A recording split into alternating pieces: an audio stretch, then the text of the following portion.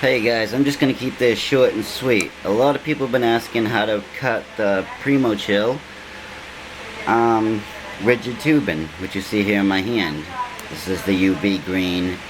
This is an old scrap piece. As you can see, I was bending it and playing with it. But I'm going to make this quick. I'm just going to show you. This is a scroll saw, which you can use any type of scroll saw. But I'll show you quick how this is one method.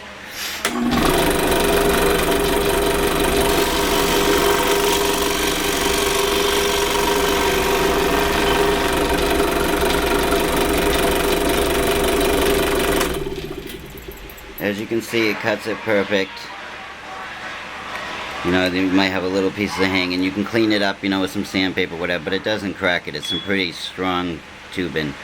But that's just one method, and I didn't make it straight or anything. I'm just doing this quick to show you which tools you can use. But any kind of saw like this, or anything like it, maybe a jigsaw if you have a fine enough blade and you have a way to mount the jigsaw, even that. But what most people have is a Dremel.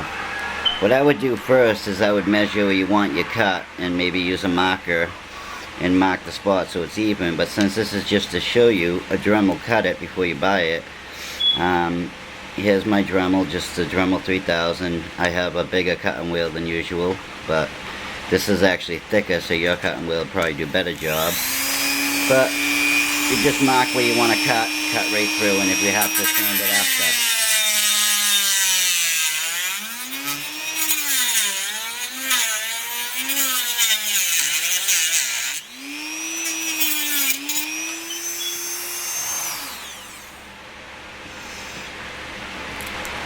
And as you can see, it'll just peel off any melted stuff that might be a little inside.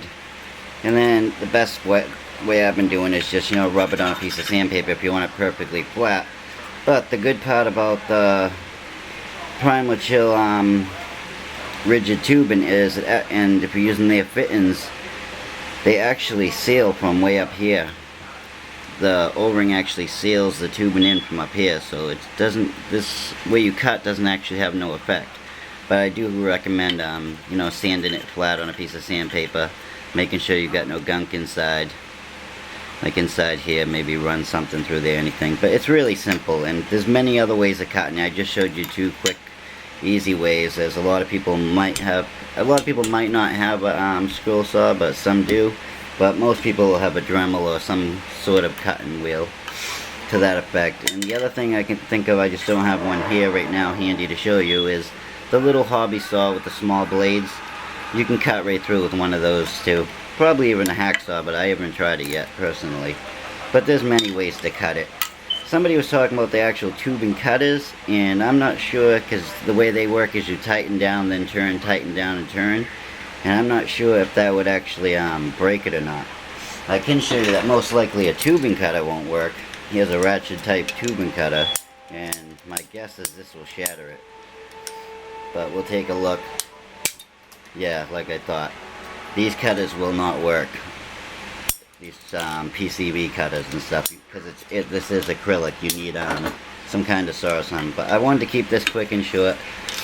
So again, for the Primochill rigid tubing, there's many different ways. Dremel's probably your easiest and most common thing to cut it with, or scroll saw, hacksaw. If you can mount a jigsaw some way. There's just so many ways you can cut it, but I showed you a couple examples there and how it reacts to cutting. It doesn't crack at all from cutting it like a sheet of plexiglass would or something, so it's pretty rugged. But definitely don't try to use PCB cutters, as you just seen. They don't work, or tubing cutters, somebody might know them as. Alright, this is David from Primochill, out.